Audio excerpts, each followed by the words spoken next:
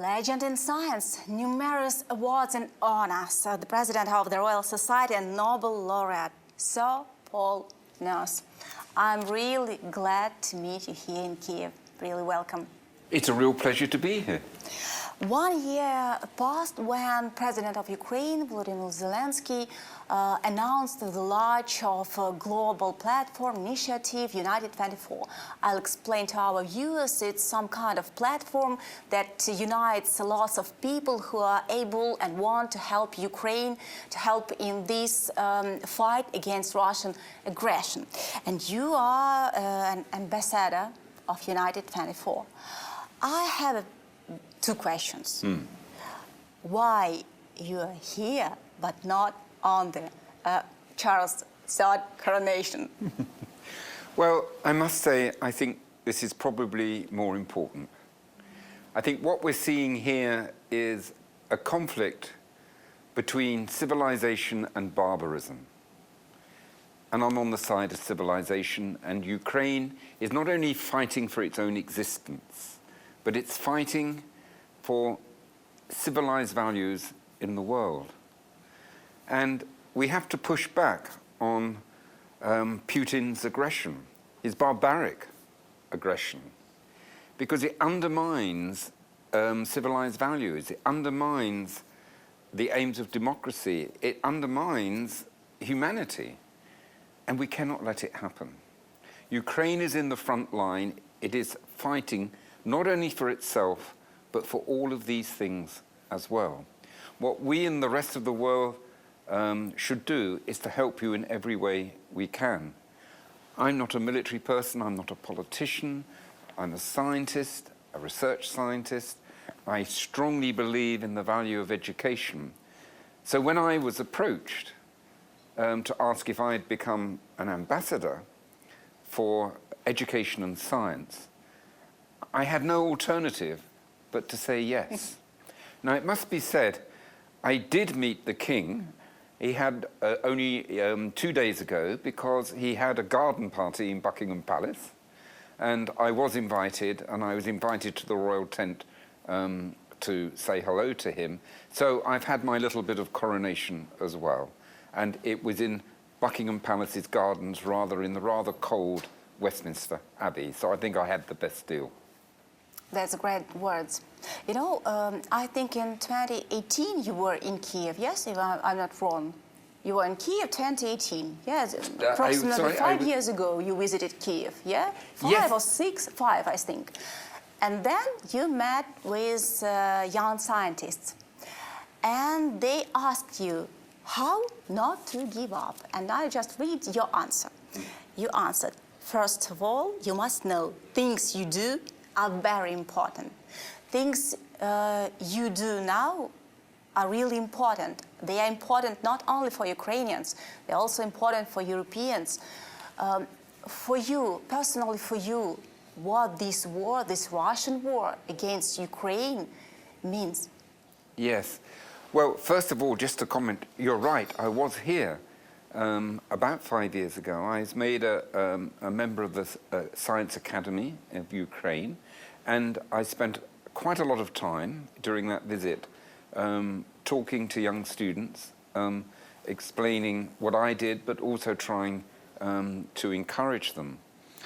I was actually quite impressed by the strength of young people in Ukraine in wanting to get on, wanting to be educated, wanting to absorb science and could see what science could do for them. And of course, all of this is put in jeopardy by the Russian invasion.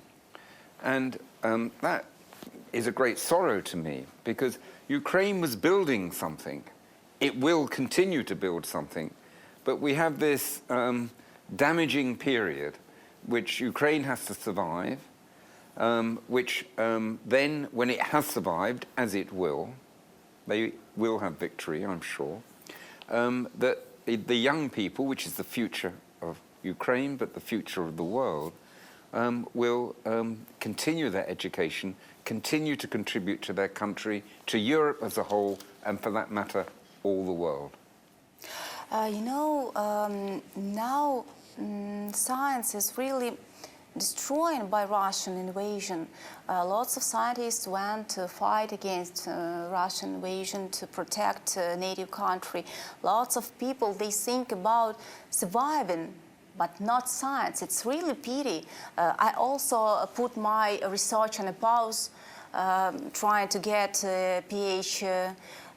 But how do you think we can help science in Ukraine now? How we can help these young scientists, adults, just science in general?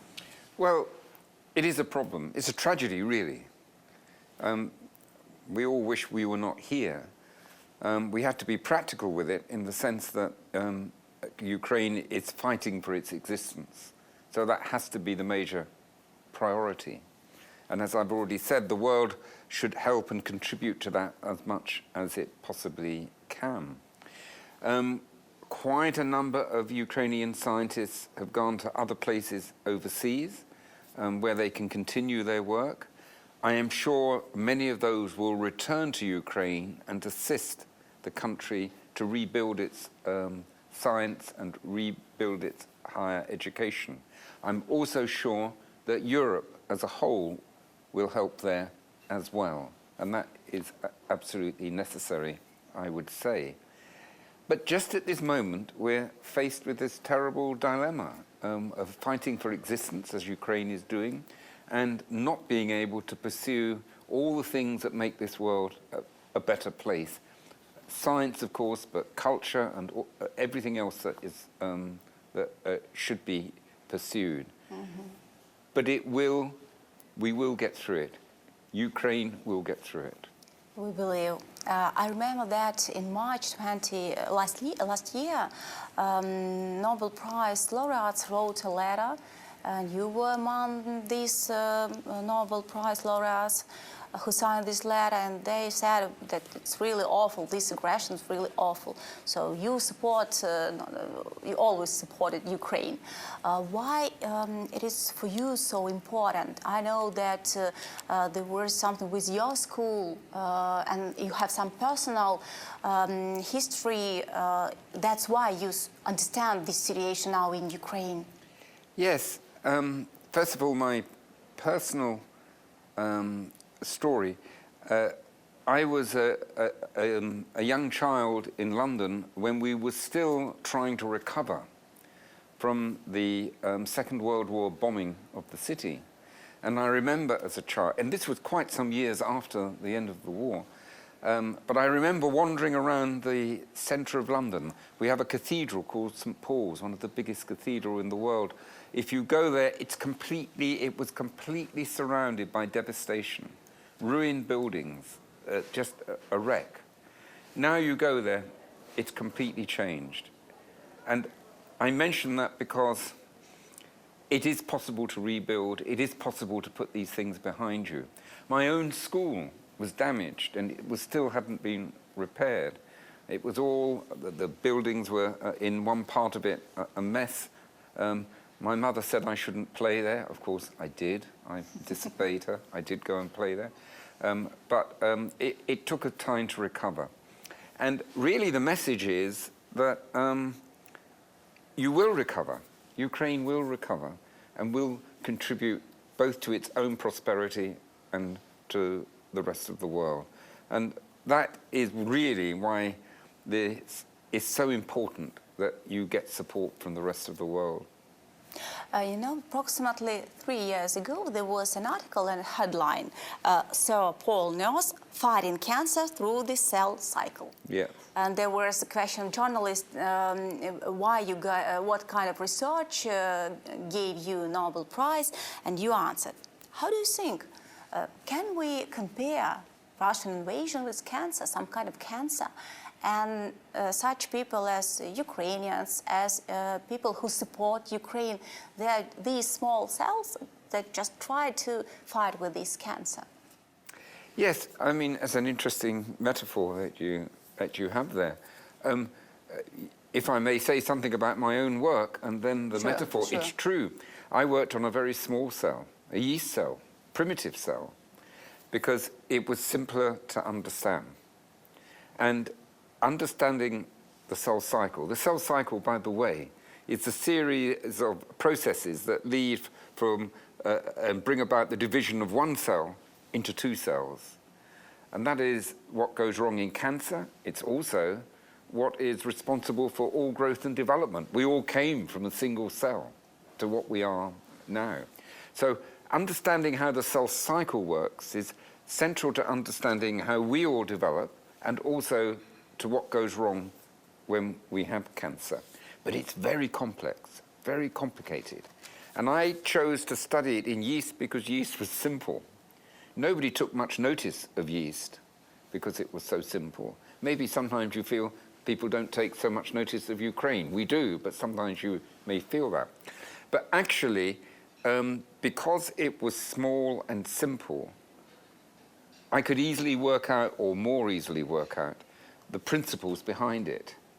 Because if you look at our cells, they're more complicated, you get confused with all the complexity.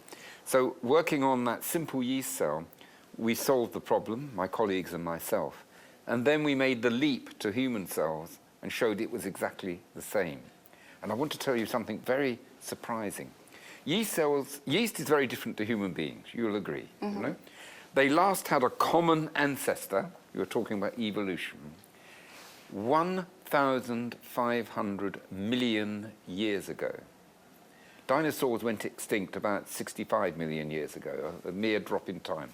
What that means is that the control that regulates the division of one cell into two has been the same for 1,500 million years, and is so similar that I could take the equivalent gene from human cells, which my lab discovered, and put it into a yeast cell where the yeast gene was defective, and it would still work, despite 1,500 million years divergence. Isn't it wonderful?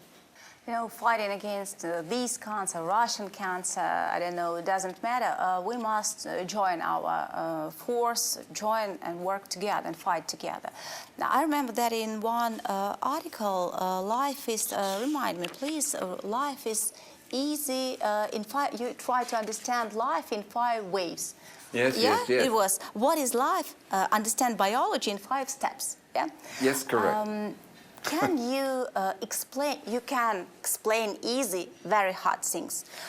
Being an ambassador of United 24, can you explain to Russians why they do bad?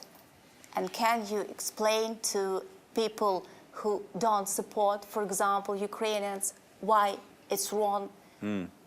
Well, I think when we think about the Russian invasion, we have to be clear that this is Russian leadership that has driven this. Because, you know, Ukrainians and Russian have a long cultural history, and we must never forget that, of course. But they've been overtaken by this militaristic craziness. And, of course, it's not just Putin, there's collaborators there as well. And it's a cancer. It is, in fact, a cancer. And the Russian people have to remove that cancer, ultimately. And failure in Ukraine, I think, will make it easier for that to happen. And that's why on the world stage, I'd say Ukraine, this Ukraine-Russian war against the Russian aggression is important because it could damage Putin very much. Now, we don't want to replace him with some other crazy person. And that we all have to be nervous of. But the Russian people have got to see they're being led by bad people. And, you know, nearly every civilized nation in the world is supporting Ukraine. Some countries sit in the middle because they want to make personal advantage of it. I don't like that. Me too. But I think that is happening because they can see maybe we can get cheap gas or maybe something of that sort. I would be happier if they were more principled in their responses. So we have to talk to them as well to say, get off the fence. This war is a barbaric war of aggression that is not justified. And by sitting on the fence, you taint your own reputation. They must understand that these, while they are trying to get some benefits now, this cancer will destroy them maybe in some time, in a year, in 2 years, but well, anyway. Certainly some of the smaller countries in the nearby, that will happen. Some of the larger countries further away probably are using Russia only as a pawn to make themselves more powerful. And the last question, how do you see Ukraine after victory? After? Victory. After victory. You know, in some strange way, and it's difficult really to justify saying this, Ukraine is going to be stronger. You're now on the world stage fighting for civilization. That will not be forgotten. It will not be forgotten. You have made all these international connections. You are clearly seen as a country in Eastern Europe that is special and different. I think once we are through this bad period, you will be stronger and better connected to the rest of the world, and that's what we all should strive for. Thank you for these words. Thank you for things you do for Ukraine. Thank you for this support. Thank you for talking to me. It's been a pleasure. See you. Thank you.